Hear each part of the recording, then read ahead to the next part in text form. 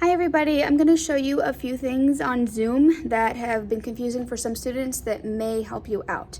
So what I have done, I have set up several different computers, and we're going to look at, I have two of them set up as a student computer and one running as the teacher, so that you can see what things look like on both ends, and so that you can see what it is that you would need to push and what you would need to do in order to be more successful in your Zoom meetings.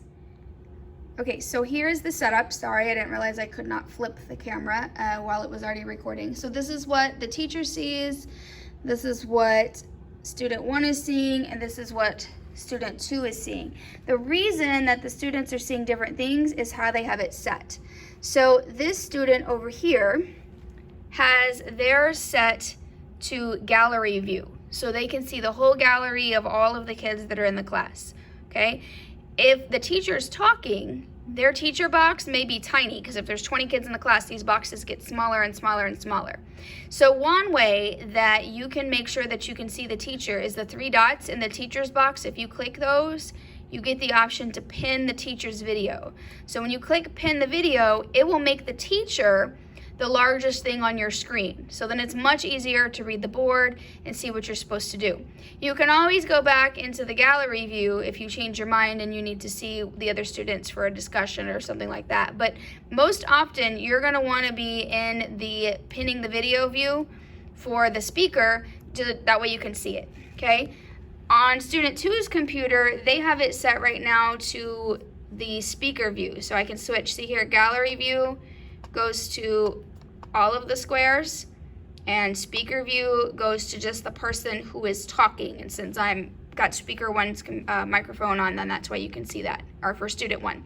So that's how you can change what you're seeing. Again, even in this one, we could still go up to the teacher's video, click it, tell it I want to pin the video, and the teacher becomes the largest thing on your screen, okay?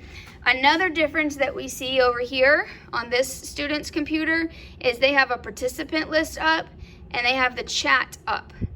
Okay, this student can't see the participant list or the chat. The participant list you don't really need to see, but there are a couple of functions in here that are really helpful, like raising your hand. When you push raise your hand, you notice that a little blue hand comes up next to your name. Okay, on the teacher's computer, when you do that, a little blue hand comes up in the corner of your screen. Okay, it's still not always super easy for the teacher to see because it is so small, especially when the boxes get tinier and tinier, but that will indicate to the teacher that you would like to have them call on you to raise your hand. It's easier for us, honestly, if you're raising your hand in your video, because like I said, that dot is so tiny, but that is one way. And then to get it down, you just push it again, or the teacher can put your hand down. There's other reactions in here, like answering yes, no questions. You can see here thumbs up, thumbs down, and clapping.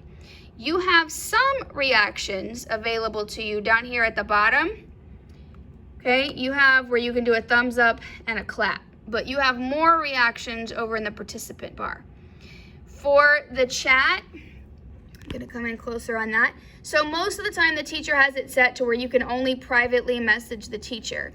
Like this morning in morning meeting, I undid that. And so I gave everyone access to put things in the chat, and then notice see the little drop down came. So then you can drop down and either go to everyone and send the message to everyone, or you can send the message directly to me. Okay, so if it's something that you don't want to be out on the public, then you can just put down that you want it to be private, and it will only go into the teacher's account. Okay, so that's something that's there. Again, I can close out the chat, I can close out the participant list just by clicking on these buttons at the bottom. Just clicking participants brings it up. Okay, oops. All right, clicking chat will bring that up. Something else that's kind of neat is that if you notice right now down here in the corner, my microphone is muted. Okay, sometimes whenever the teacher asks some of you a question, it takes a while for you to find unmute. You don't actually have to find unmute. You can just push the space bar. Okay, when I push the space bar, it says that I am temporarily unmuted. Okay, and you were hearing the feedback because the computers are all so close together, but that was actually coming through the teacher computer. So when you push, just hold the space bar down, whenever you want to talk, and that will allow you to unmute yourself temporarily if you're just answering a question. Okay, now if you're having a conversation with the teacher, then you probably want to go ahead and completely unmute. But if you're just giving an answer, all you need to do is unmute yourself by pushing the space bar. I think the last thing that I want to show you and talk about is breakout rooms. So over here on the teacher's computer, I'm going to go ahead and open up some breakout rooms. Okay, and when the teacher opens the breakout rooms on the student computer, it's either going to send you straight there or it's going to say the teacher wants you to go there. Okay, and unfortunately, every time we do breakout rooms, it changes and it makes it tiny. So you probably want to make it bigger again. Go back to full screen by pushing the square at the top. So here I am fake student 1, and I'm in my breakout room by myself. This is what I leave open while I'm doing my independent work. Okay, and the reason that they're asking you to leave that open is if you have a question, you can come down here to the blue box. Okay, if you move your mouse on your screen, it'll come back up, and I can leave that room. Okay, whenever I leave that room, see right now on the teacher view, it's just the teacher hanging out in there by herself. Okay, when you leave your room,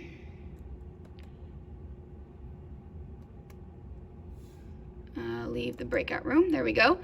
It says it's returning you to the main session, and look, it made it tiny again. So I'm going to go back and hit that to make it giant. Now in the teacher's room, I can see myself, the teacher, and the student. Okay, so you're in the room, you ask the teacher the question, and the teacher says, okay, you can go back to doing your independent work. The teacher cannot put you back in your breakout room. Okay, in order for you to go back into your break. Okay, hey guys, it's me. I'm gonna redo this breakout sessions because once the teacher has sent you, it's not the 3 dots that you click to get back to your room. Okay, so here I am as fake student 1, and I'm in my own room. If I leave my room and I go back to the main room, okay, again, it's gonna make it small, and so I'm going to make that larger again by pushing the big open square. Okay, so I'm in there with the teacher now. I can ask her my question. I can wait my turn to get help. And then after I get help, it's time for me to go back to my breakout room. To do that, down here at the bottom, you see where it says breakout rooms? You're gonna click breakout rooms, and it says you've been assigned to breakout room, and it gives a number. Then you would hit join breakout room, and it will send you back to your breakout room to work some more on your own. Okay, you can make it giant again. So when you're in a breakout room, it's just you. It's just you in your own room. The teacher up here is seeing just the main room, and I can see when students join back in to get assistance. If all of you are just sitting and working in this room, it's hard to know who needs assistance, and then you're also going to hear me talking to the kids, trying to give them help. So it's best if when we're doing independent work and the teacher sends you out to your breakout rooms, that you actually stay in your breakout room and get your assignments complete. Come back if you need assistance. Okay, one other thing that doesn't work, it's hard to explain until I've seen you guys do it. In your breakout room, you have the option to request assistance. Okay, here's the problem though. I cannot leave the main room to come to your breakout room if there's other kids in the main room. And normally there's other kids in the main room, and so I cannot come to help you. So if you're in your room, you see right here where it says ask for help? Okay, if you're in your room and you put ask for help, okay, saying you can invite the host to come for help, you push that. I get this message that says so-and-so is asking for help. But if I have other kids in here, I can't leave all of them in there to go to your room.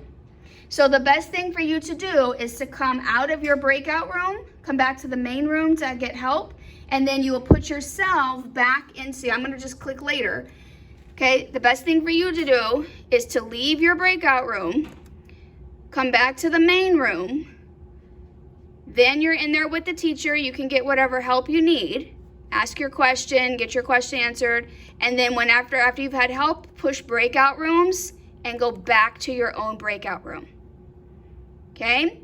When I'm ready to call the whole group back, then I'll close all the breakout rooms, and it'll automatically force you guys back to the classroom. Hope this helps. Thanks.